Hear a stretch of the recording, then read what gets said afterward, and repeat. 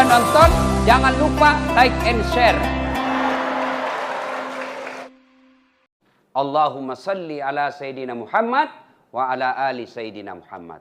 Ibu bapak, saudara-saudara sekalian, teristimewa yang saya hormati, yang saya cintai, kakanda saya, Bapak Haji Halim beserta istri dan keluarga besar yang insya Allah dimuliakan dan dirahmati oleh Allah Subhanahu wa Ta'ala. Ini nasihat buat calon pengantin, pengantin baru, baik yang baru akad nikah besok maupun yang baru dua anaknya. Semua ini kita pengantin baru, ya.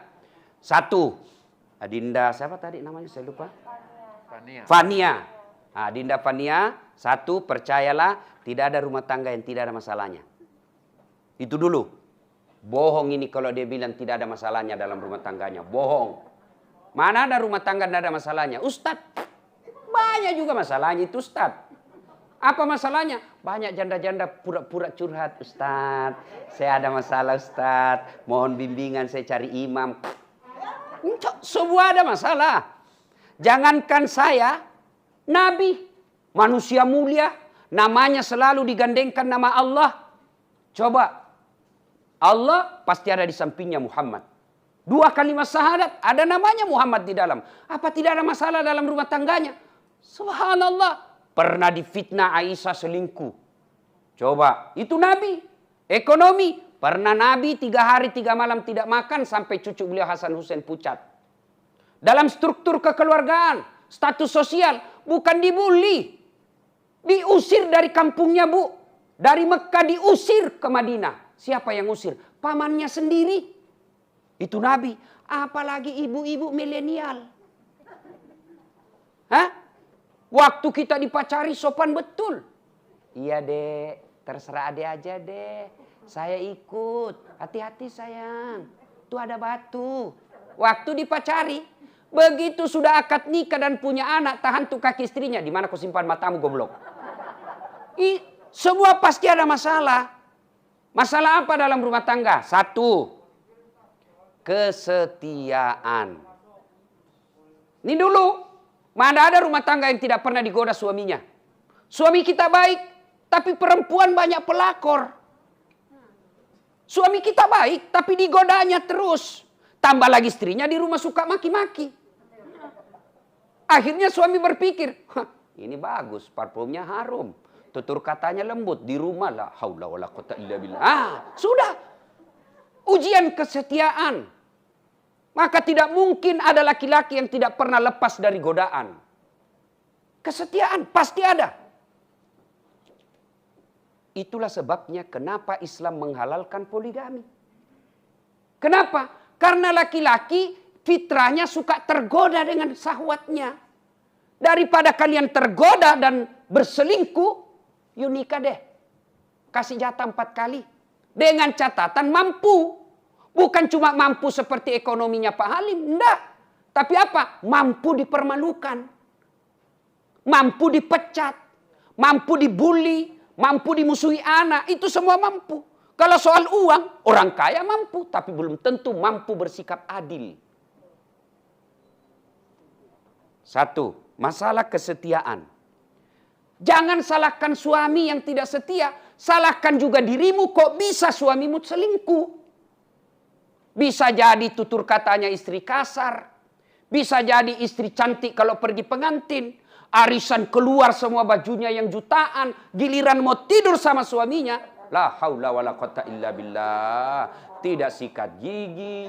Pulang suami. Ada itu yang bedak itu yang melengket semua di wajah. Dikasih timun.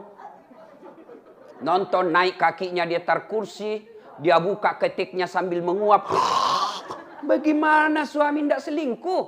Maka kalau ibu-ibu tidak mau suami selingkuh. Maka tolong jaga suamimu dengan baik. Tidak mungkin orang lain yang jaga suami kita. Lalu siapa yang jaga suami kita? Ya istrinya dong. Gimana cara menjaganya? Bukan disita HP-nya. Bukan ditelepon setiap 5 menit. Video call. Di mana kau Pak? Kau siksa namanya suamimu. Lalu bagaimana cara menjaganya? Komunikasi dengan tetap memuliakan dia. Jam 8 telepon, Pak, gimana kabar? Jangan lupa sholat duha. Jangan Pak, kamu lagi pasti sama sekretarismu. Apa ndak jengkel? Yuk dicarikan nafkah kau curigai terus. Dibelikan kau pembeli cincin kau curigai terus. Bagaimana istri suami ndak jengkel? Coba diingatkan, Pak, sholat duha. Rezeki itu bukan kantor yang menentukan. Tapi Allah, jangan lupa sholat duha. Apa ndak nyaman perasaan kita sebagai suami? Jam 10 video call. Tapi video callnya apa? Pak, saya lagi baca Yasin. Nyaman kan? Begitu mau maghrib lagi. Dia video call lagi suaminya. Tapi apa? Video call dengan cucunya lagi ngaji. Demi Allah. Perempuan manapun goda suaminya tidak tergoda. Kenapa? Istrinya di rumah meskipun sudah mati baterainya. Tapi akhlaknya mulia. Iya Bu? Benar? Hah? Gimana kita tidak tersiksa? 1 jam keluar ditanya, di mana kau? Di mana kau? Di kantor. Bohong! Memangnya suamimu jajahan? Jangan ketawa, saya serius ini. Hah? Gaspol memang. Maka ibu, kan ini digaspol karena ibu-ibu yang banyak. Coba kalau laki-laki yang banyak, lakinya segas. Maka ibu keliru, ndak bawa suami. Satu, kesetiaan. Jadi jangan menuntut suami setia, lalu ibu tidak pandai menjaga suami. Caranya menjaga, ingatkan, bukan diintimidasi. Enak kan Pak, jangan makan di luar hari ini. Hari ini saya masak spesial buat Bapak, makanan kesenangannya. Nyaman perasaan kita sebagai suami. Tapi kalau WhatsApp-nya masuk, jangan lupa singgah beli cincin. Masih baik kalau cincin, kalau pembalut. Coba ya. 1. Yang kedua, masalah dalam rumah tangga. Ini calon pengantin, ekonomi. Tapi kaya Bapak bukan jaminan bahagia. Kalau kekayaan membuat orang bahagia, demi Allah tidak ada orang kaya yang cerai.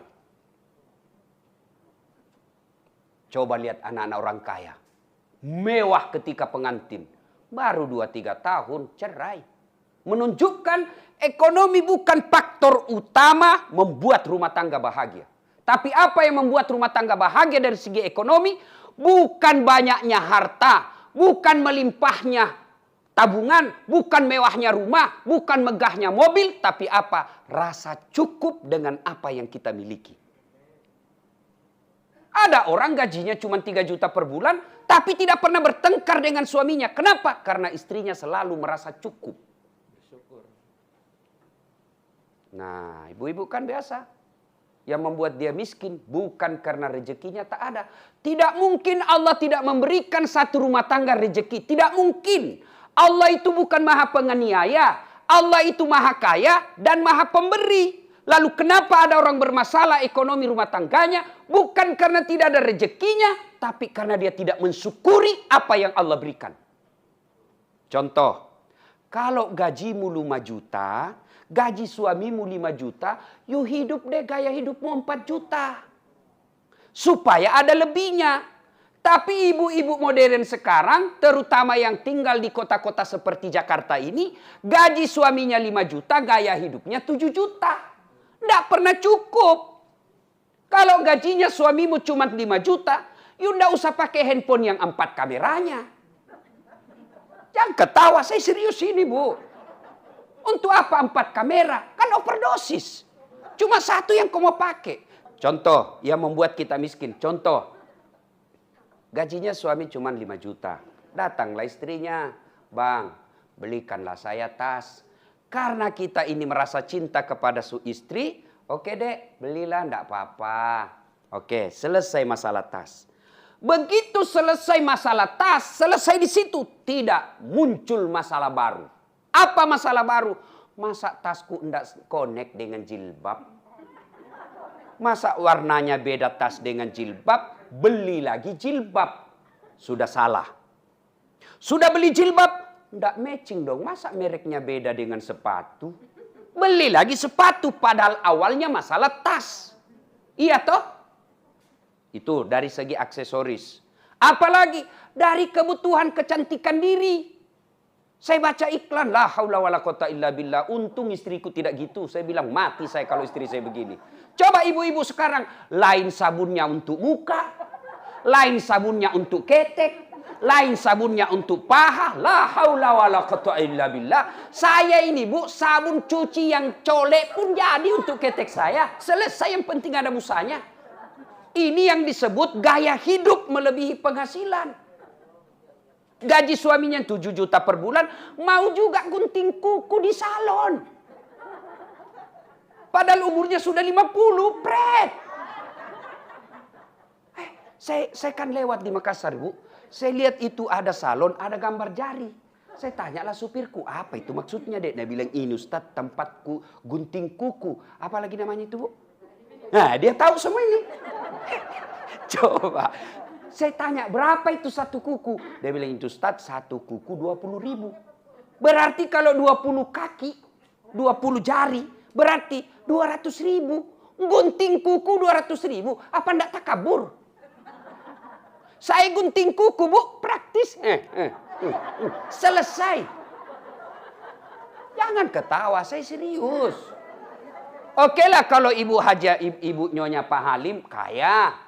Boleh ibu gunting kuku di salon, pakai sabun segala macam jenis, boleh. Tapi jangan lupa kalau tidak bersedekah, ibu rugi namanya. Satu, jadi ekonomi solusinya bukan banyaknya, tapi syukurnya. Ya, istri saya bilang begini, kan saya bilang gini, Bu, ngapain kau pusing? Soal duit kau tidak bawa mati. Tapi dia bilang apa? Iya, duit tidak dibawa mati, tapi kalau tidak ada duit rasanya mau mati. Saya bilang pengaruh medsos lagi. Tuh ya. 3. Masalah dalam rumah tangga, percampuran 2 keluarga. Pasti satu keluarga pengusaha tiba-tiba masuk satu keluarga miskin. Pasti masalah itu. Masalahnya apa? Suaminya kasihan karena miskin. Kan anaknya terhormat, tapi kan belum tentu. Bapaknya karena orang kampung, ya kayak kampung lah. Akhirnya mulailah ada hinaan-hinaan sedikit. Apa tuh bapakmu bikin malu-malu?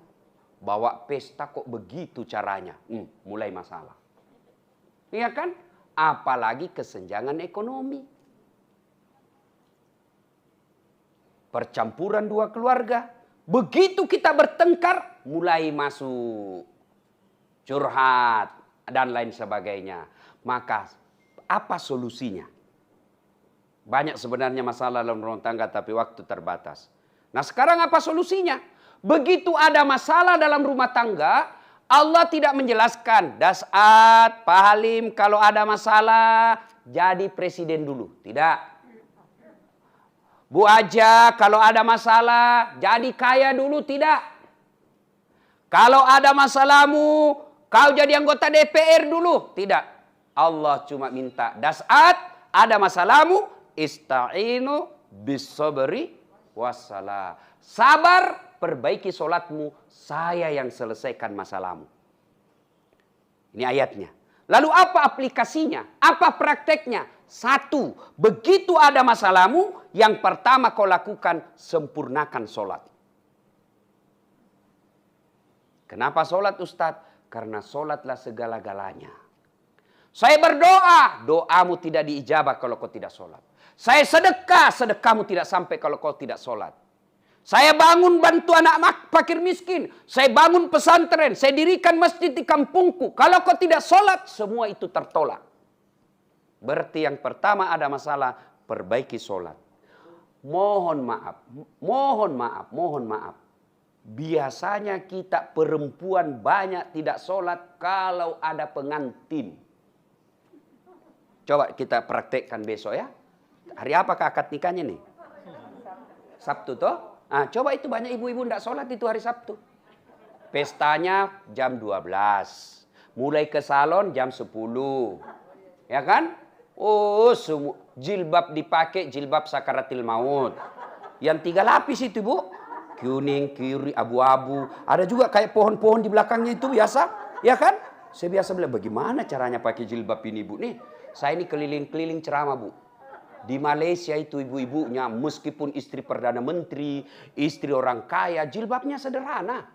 Paling ambil segitiga, kasih penita 1, selesai. Brunei juga begitu. Filipina Selatan juga begitu. Begitu kita masuk di Indonesia, Masya Allah. Bingung saya lihat jilbabnya ibu-ibu biasa. Coba, mukanya ada tembok, ada kayak kuning, krem, abu-abu. Kayak orang sudah tabrak tiang listrik. Bajunya sempit, roknya sempit. Jalanlah itu. Dia bilang suaminya, buru-buru ibu, terlambat. Dia bilang, tunggu sedikit pak. Beleng-beleng. Ayo, apa dilarang dandan? Enggak. Kalau ibu dandan supaya bangga suami di samping ibu, itu ibadah. Menyenangkan hati suami. Tapi kalau gara-gara dandan ibu tidak sholat, itulah yang disebut beleng-beleng. Hayya 'alas shalah, suaminya bilang, bu, kau pergi sholat, kau sudah 4 kali umroh. Habis duitku haji plus, kau pergi sholat. Apa kata istrinya? Sadar kok pak. Saya sadar ini, saya suruh kau sholat. Kau ndak lihat ini jilbabku 1 jam dipakai, pret. Ya, bagaimana kalau mau dandan Ustaz? Dandan dulu, baru wudhu dulu, baru dandan. Jadi ibu wudhu dulu, baru dandan. Sudah itu tahan kentut. Biar ibu sudah wudhu tapi kentut batal. Dia bilang sedikit aja ke Ustaz, udah keluar semua, tetap batal. Ya, coba. Nah, adindaku, calon pengantin, begitu ada masalah besok, sudah deh, langsung sholat. Perbaiki sholat. Jangan ada masalah, curhat. 2, ada masalah, doa kepada Allah. Hidayah bukan dari bapak. Hidayah bukan dari bunda. Hidayah bukan dari ustadz. Tapi siapa yang membawa hidayah? Allah Subhanahu wa ta'ala. Maka berdoa. Alhamdulillah saya berdoa Ustaz. Tapi doanya bukan dalam sholat. Di mana dia berdoa? Status. Tak kusangka kau begitu. Kesepian banget. Sibuknya itu Tuhan mau baca statusmu. Ya Allah lindungilah suamiku. Pret. Berdoa dalam sholat.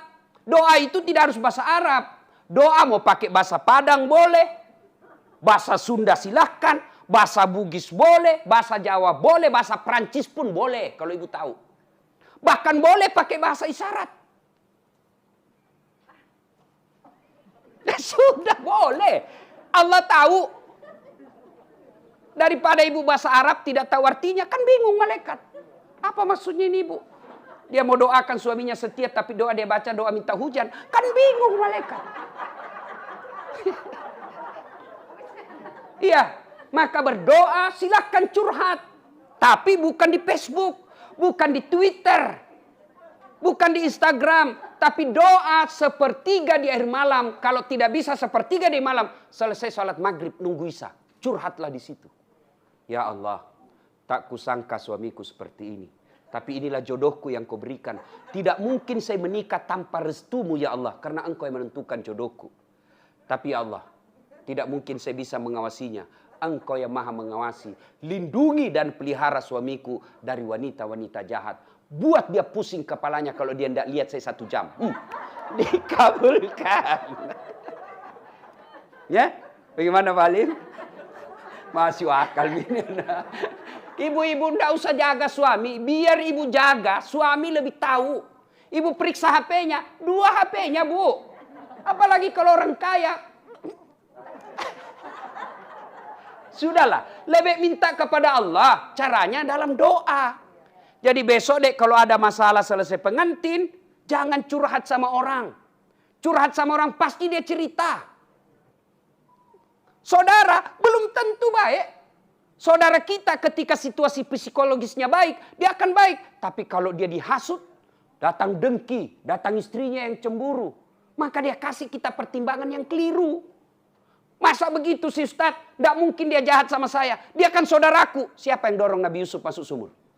Ayo, saudaranya. Itu pelajaran buat kita. Jangan kau curhat sama saudaramu. Nah, masa sih begitu Ustaz? Dia kan masih saudara paman saya. Itu paman saya, saudara bapak saya. Siapa Abu Lahab? Siapa Abu Lahab? Pamannya Nabi, saudara bapaknya Nabi. Lebih baik begitu ada masalah. Curhat dalam doa. Tapi demi Allah, doamu tidak dijabah kalau kau tidak sholat. Ya? Nah, yang kedua, begitu ada masalah, sabar. Sabar. Apa itu sabar Ustadz? Apakah sabar itu kita lihat suami kita bawa perempuan masuk rumah? Saya sabar. Bukan sabar itu beleng-beleng. Lalu apa itu sabar?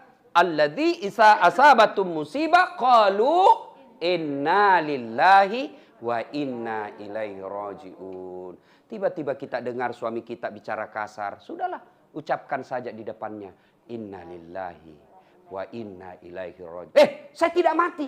Kamu tidak mati secara fisik. Tapi mati sudah orang yang kukenal sebelum saya nikah. Itu. Maksudnya apa? Kok bisa begitu ya bang? Dulu waktu kau belum nikah saya baik betul. Maka saya ucapkan innalillah. Karena orang yang saya temukan sebelum menikah ternyata hilang sifatnya, fisiknya masih ada. Hah? Satu ya, yang berikutnya. Sabar. Yang berikutnya, cara menghadapi masalah. Birrul walidain. Benar sekali Bunda. Ibu Halim tadi katakan. Ridallah fi ridal walidain. Suktillah fi suktil walidain. Dengar ini ibu-ibu, dengar ini. Ibu pernah kan ucapkan begini, pilih. Mamamu atau saya istrimu. Mamamu atau istrimu. Pernah ibu bilang gitu toh? Pernah? Pencitraan lagi nih ibu-ibu. Ya kan kita ini suami sering sekali bilang gitu. Kau pilih mamamu atau saya istrimu. Pret. Mana bisa dipilih itu? Dengar ini bu. Tidak mungkin suami pilih istri dengan ibunya. Sama-sama penting. Tolong jawab dengan jujur ibu. Tolong jawab dengan jujur. Siapa yang mengandung suami? Siapa?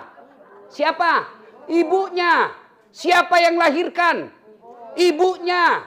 Siapa yang ngajari halal haram? Ibunya. Siapa yang suapi ketika kecil belajar makan? Siapa? Ibunya. Siapa yang ngajari jalan? Ibunya. Siapa yang dibelikan rumah? Suamimu. Istrinya. Ayo. Nah, siapa? Siapa yang terima gajinya suami tiap bulan? Penghasilan suami siapa? Apa dia kasih ibunya? Sisa-sisa dia kasih ibunya. Siapa dulu? Istrinya. Maka demi Allah ibu, jangan kau buat suamimu berdosa kepada ibunya karena kamu. Karena ada ini kami ini suami bukan takut, tapi tidak mau ribut. Akhirnya apa? Pilih. Mamamu. Jangan ketawa, saya serius ini. Tenang Pak, saya bela bapak-bapak hari ini. Itu kan tidak bisa dipilih. Maka yang baik, Pak, jangan lupa ibu di kampung. Kita bisa dapat semua ini karena doa dari ibu. Mudahkan rezeki dengan cara apa? Berbuat baiklah sama ibu. Itu yang baik. Birrul walidain. Ya. Yang berikutnya. Sedekah. Ada 6, kata Nabi. Sittatu asyain tasidu fil umur. Ada 6 sifat yang membuat hidupmu jadi panjang dan tertolak dari bencana. Satu di antaranya, as-sadaqatu. Saya yakin Pak Halim dan keluarga bisa eksis sampai sekarang ini. Meskipun usaha banyak diterpa masalah, bisa eksis salah satu disebabnya. Karena kuat bersedekah. Ibu-ibu, kalau anaknya mau terhindar dari narkoba, suaminya mau terhindar dari wanita jahat, sedekahlah. Gimana caranya? Niatkan. Bawa duit hari Jumat misalnya besok pagi. Bawa duit 5 juta. Cari orang miskin. Tidak mesti kita kenal. Lagi keliling kita. Kasih tahu yang driver. Ini kan ibu-ibu orang kaya semua ini. Saya bisa tahu karena casingnya kan beda orang miskin bu. Iya kan? Maka bawa itu. Sambil kasih tahu. Mas, kita keliling Jakarta deh. Begitu cari orang miskin. Dapat. Nih. Doakan saya terhindar dari segala bencana. Begitu Pak Kirmis katakan amin, itu doa sudah. Ibu malam sholat tahajud, bawa duit. Ya Allah, ini ada duit 5 juta. Saya tolak bala, mudah-mudahan suami saya terhindar dari segala macam musibah. Bismillah. Sedekah. Dan demi Allah, tidak ada orang bangkrut gara-gara rajin sedekah. Ibu-ibu rajin sedekah. Cuma nanti mau kadaluarsa. Panggil anaknya, nak. Kasih itu tetangga di sebelah daripada basi. Sedekahlah. Ya, sedekahlah. Ibu-ibu, halo Bu, ini kan banyak semua selek berliannya. Emasnya ya Bu, nah, tebal-tebal semua ibu. Ya. Ibu-ibu, kalau meninggal siapa yang pakai itu emas ibu? Berlian. Hah? Bukan, istri kedua. Ibu sudah mati, suami pasti kawin lagi. Dia buka lah itu cincinnya ibu dari jari. Maafkan saya. Dia buka lah gelangnya ibu. Ini waktu saya pengganti hadiah ulang tahun. Hadiah ulang tahun saya yang ke-30 ini ibu. Dia buka. 3 bulan kemudian dia gembira. Dia kasihlah istrinya yang baru. Bu, ini waktu hadiah ulang tahun 30 tahun saya menikah dulu. Karena ibu sudah wafat, ini untuk kamu. Maka sebelum itu terjadi, Bu. Sedekah. Sedekah. Nah, ibu bapak, saudara-saudara sekalian, pada akhirnya ilmu yang saya sampaikan ini tidak ada faedah kalau kita tidak amalkan. Supaya ibu bisa ulang-ulang lagi, karena bisa dilupa lagi kalau usia 50 tahun ke atas. Kan susah. Yang susah dilupa itu kesalahan suami. Itu lalu diingat. Tapi kalau dakwah seperti ini sampai di rumah sudah mulai dilupa. Bagaimana caranya supaya diingat kembali? Nonton saja nanti di YouTube saya. Ada di YouTube saya nanti gambarnya bagus, suaranya jernih. Carilah channel Das'at Latif. Sudah itu jangan lupa like and share. Itu kan? Kalau ada iklannya jangan di skip. Nontonlah sedikit. Karena kalau ibu tidak nonton iklan, ibu hanya dapat ilmu, saya tidak dapat apa-apa. Dan alhamdulillah ibu, kalau ibu nonton dan nonton iklannya sedikit, bukan untuk saya. Tapi saya punya cita-cita besar di Makassar, ingin membuat markas, sekarang sudah jalan, markas kader ulama. Saya ingin melahirkan ulama-ulama, pendakwa-pendakwa yang tidak memaki, yang tidak menghasut, yang tidak mempecah belah. Itu caranya kita didik. Maka saya akan membuat markas kader ulama Islam yang rahmatan lil alamin. Terima kasih Pak Halim atas kebaikan Bapak. Luar biasa. Saya berdoa mudah-mudahan Bapak sehat walafiat. Anak pengantin baru bahagia sesuai dengan harapan. Ibu diberikan kesehatan dan paling utama bisnis lagi Bapak semakin berjalan dengan baik. Amin. Pak Halim ini banyak sekali membantu kegiatan dakwah saya. Maka begitu beliau minta acara, tidak langsung insya Allah saya datang. Terima kasih. Sebelum kita akhiri, mari kita berdoa kepada Allah Subhanahu Wa Taala. Mohon izin untuk mengirimkan suratul Fatihah kepada Rasulullah Muhammad SAW, khasiat dan keutamannya kita ikhlaskan untuk keluarga besar Sahibul Bait. Ila hadratil Nabi Mustafa Muhammad SAW, summa hususil Sahibul Bait. Al-Fatihah. Bismillahirrahmanirrahim. Alhamdulillah.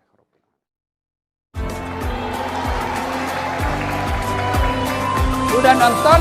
Jangan lupa like and share.